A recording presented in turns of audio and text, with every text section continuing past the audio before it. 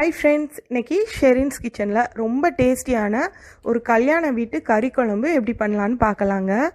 நல்ல ஒரு heavy bottom pan எடுத்துகிட்டு அதில் ஹோல் கரம் மசாலா சேர்த்துருக்கேன். அதாவது பட்டை, கிராம்பு, ஏலக்காய், அன்னாசி பூ இது எல்லாம் சேர்த்துருக்கேன். அது கூட 1 டேபிள் ஸ்பூன் நெய்யும் 2 டேபிள் ஸ்பூன் அளவுக்கு தேங்காய் எண்ணெயும் சேர்த்துருக்கேன். இது கூட 15 சின்ன வெங்காயமும் 1 பெரிய வெங்காயமும் 1 கொத்து கருவேப்பிலையும் ஸ்லைஸ் பண்ணிவிட்டு சேர்த்துருக்கேங்க.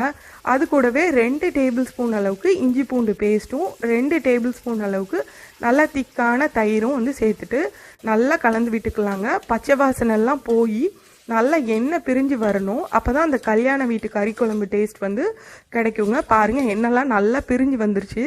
இந்த நேரத்தில் நான் வந்து 2 கிலோ அளவுக்கு சிக்கன் சேர்த்துக்கிறேன். உங்களுக்கு வேணும்னா நீங்கள் கம்மியாக கூட சேர்த்துக்கலாங்க. நான் கெஸ்ட்டுக்கு பண்ணுறதுனால 2 கிலோ அளவுக்கு சேர்த்துக்கிட்டேன். அப்புறம் இந்த சிக்கனுக்கு தேவையான அளவுக்கு உப்பு சேர்த்துட்டு நல்லா கலந்து விட்டுறலாங்க. இப்போவே நம்ம உப்பு சேர்த்துக்கிட்டதுனால சிக்கனில் நல்லா உப்பு உரப்பெல்லாம் ஏறி டேஸ்ட்டாக இருக்குங்க. நான் வந்து 2 டீஸ்பூன் அளவுக்கு தனி மிளகாத்தூள் அதாவது சில்லி பவுடர் வந்து சேர்த்துக்கிட்டேங்க.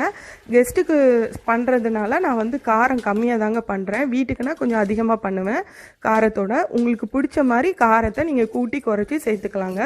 இது எல்லாத்தையும் நல்லா ஒரு வாட்டி கலந்து விட்டுறலாம். இப்படி பண்ணும்போது சிக்கனில் நல்லா உப்பு உரப்பெல்லாம் ஏறி டேஸ்ட்டாக இருக்குங்க. அப்புறம் 4 பழுத்த தக்காளி ஸ்லைஸ் பண்ணிவிட்டு சேர்த்துக்கலாம். இது கூடவே 2 பெரிய வெங்காயமும் 4 பச்சை மிளகாவும் ஸ்லைஸ் பண்ணிவிட்டு சேர்த்துக்கிட்டேங்க. அப்புறமா கொஞ்சமாக மல்லி இலை, புதினா இதையும் சேர்த்துட்டு நல்லா ஒரு வாட்டி கலந்து விட்டுறலாம். இந்த டைமில் நம்ம வந்து வெங்காயம், தக்காளி, பச்சை மிளகாலாம் சேர்க்கும்போது கிரேவியும் அதிக அளவில் கிடைக்குங்க. அந்த கல்யாண வீட்டு டேஸ்ட்டு அப்படி கிடைக்கும். இதில் நான் வந்து 2 டேபிள் ஸ்பூன் அளவுக்கு குழம்பு மிளகாத்தூள் சேர்க்குறேன். உங்ககிட்ட குழம்பு மிளகாத்தூள் இல்லைன்னா நீங்கள் வந்து அதுக்கு பதிலாக 2 ஸ்பூன் அளவுக்கு கொத்தமல்லி தூளும் 1/2 ஸ்பூன் அளவுக்கு சீரகத்தூளும் 1/2 ஸ்பூன் அளவுக்கு பெருஞ்சீரகத்தூளும் குழம்பு மிளகாத்தூள் இல்லைன்னா சேர்த்துக்கலாங்க. இது கூட 2 டேபிள் ஸ்பூன் அளவுக்கு கறி மசாலா தூள் வந்து நான் சேர்க்குறேன். இதையும் ஒரு வாட்டி நல்லா கலந்து விட்டுறலாங்க.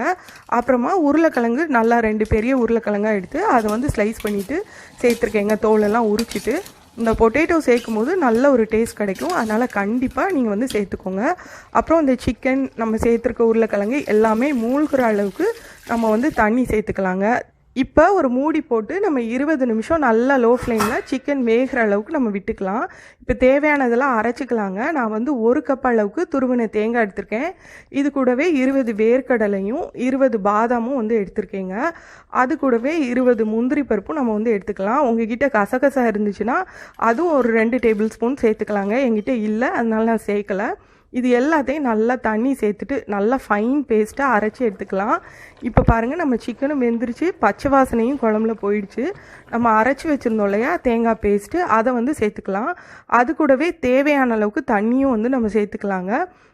நம்ம அரைச்சி சேர்த்துருக்கோம் இல்லையா அந்த தேங்காய் பேஸ்ட், அதனால் குழம்பு வந்து நல்லா திக்காகிட்டே போகுங்க. அதனால் உங்களுக்கு பிடிச்ச அளவுக்கு தண்ணி சேர்த்துட்டு ஒரு 10 நிமிஷம் நல்லா லோ ஃப்ளேமில் விட்டு கொதிக்க விட்டு இறக்கிடலாம்.